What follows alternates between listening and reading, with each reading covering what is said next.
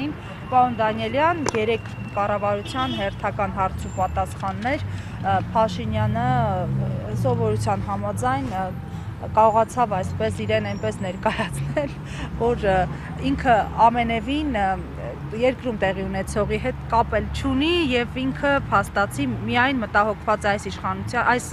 պետության ապագայով, խաղաղության տեսլականով, ամեն ինչ անում են, ամեն ջանք գործադրում են։ Ինչպես եք նախ գնահատում Փաշինյանի հայտարարությունները եւ վերջին գործողությունները, ես նկատում եմ Դավոսում խաղաղության խորհրդին միանալը ու այսպես շարունակ։ Բայց կարողացավ ներկայացնել։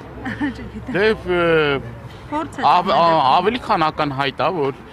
իր կեղծիքը, սուտը այս տարիների ընթացքում, որ մեր ժողովրդին ամենօրյա ռեժիմով խաբել են եւ ինքը եւ իր իշխող թիմը գրեթե տենց օր չկա, որ մեր ժողովրդին խաբած չլինեն։ Նույնը նաև վերաբերվում այն բոլոր օրակարգերին, իր առաջ մղած են բոլոր օրակարգերին, որի մասին եւ մենք բարձրաձայնեցինք հարց ու պատասխանի ժամանակ։ Կարելի է տարբեր մասերի բաժանել, եթե խաղաղության օրակարգի մասին, այդ կեղծ օրակարգի մասին է խոսքը, երեք շատ հետաքրքիր մի բացահայտում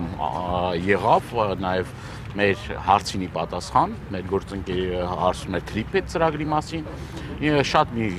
խայտառակ պայմանավորվածության մասին ասելով, որ Ադրբեջանի էներգետիկ համակարգը միացվելու է Հայաստանի, ինչի մասին որ խոսում էր իմիջիալոց ընդդիմությունը։ Սա ինչ է նշանակում, այն գործընթացները, որ սկսվել է հեծի պահով, սեփական տիրոջի սխալելու եւ պարզ արդեն ակնհայտ է դառնում, որ փաստացի պլանավորված, ծրագրված մի հրեշավոր ծրագիր էր, որ ապագայում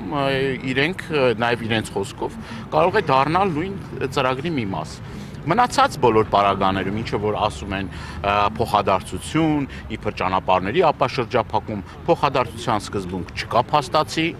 Շատ կարևոր մի բացահայտում էլ արեց մեր գործընկեր Քրիստինե Վարդանյանը, որը ուղիղ հարց էր տալիս, թե ամերիկյան կողմը ինչ է բանակցել Ադրբեջանի հետ։ Հետագայում այդ ընկերությունը, որը ամերիկյան ընկերություն է, փաստացի նաև դահետքի բացահայտումներ հնարավորություն կունենա փայաբաժին ունենա կամ ամբողջական ուրեմն մասնաբաժին ունենա։ Եվ սա բացահայտում է այն ծրագիրը, որ սա ամբողջությամբ բխում է թուրք-ադրբեջանական տանդեմի շահերից։ Եվ ներկայացնել սա որպես, չգիտեմ, մեծագույն ձեռքբերում, թող մեր հասարակությունը, մեր հայրենակիցները դատեն, բայց որևէ ձեռքբերման մասին խոսք լինել չի կարող։ Ընդդիմության այլընտրանքը այս պահին որն է։ Մենք առաջարկա։ Մենք բազմիցս ասել ենք մեկ անգամ եւս օգտվելով առիթից ձեզ տեղեկացնեմ, նաև մեր հայրենակիցներին տեղեկացնեմ, որ մենք ճիշտ է 1-2 բառով շատ դժվար է ներկայացնելը, բայց այն հիմնական խնդիրը, որ կա այսօր մեր պետության, մեր հասարակության առջև, դա նա է, որ առաջին հերթին մեր գերիների, եթե խոսում ենք խաղաղության մասին, մեր գերիների հետ վերադարձի մասին է։ Հայաստանի Հանրապետության սուվերեն տարածքները այս պահին օկուպացված են Ադրբեջանի կողմից։ Ադրբեջանական զորքերը պիտի դուրս գան։ Վերադարձի իրավունքի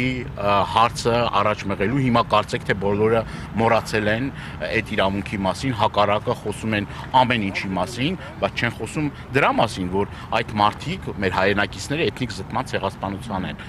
ենթարկվել։ Ճանապարհների ապաշրջափակումը տեղի չունենա Ադրբեջանին միջանցք տրամադրելու սկզբունքով։ Ճանապարհի ապաշրջափակումը նույն Թուրքիայի հետ քաղաքականությունը, Թուրքիան պայմանավորում է իր սահմանների բացումը միմիայն ադրբեջանական պահանջների լիակատար բավարարման դեպքում։ Եվ սա լրջագույն մարտահրավեր է մեր երկրի, մեր պետության համար։ Եվ այսպես շարունակ։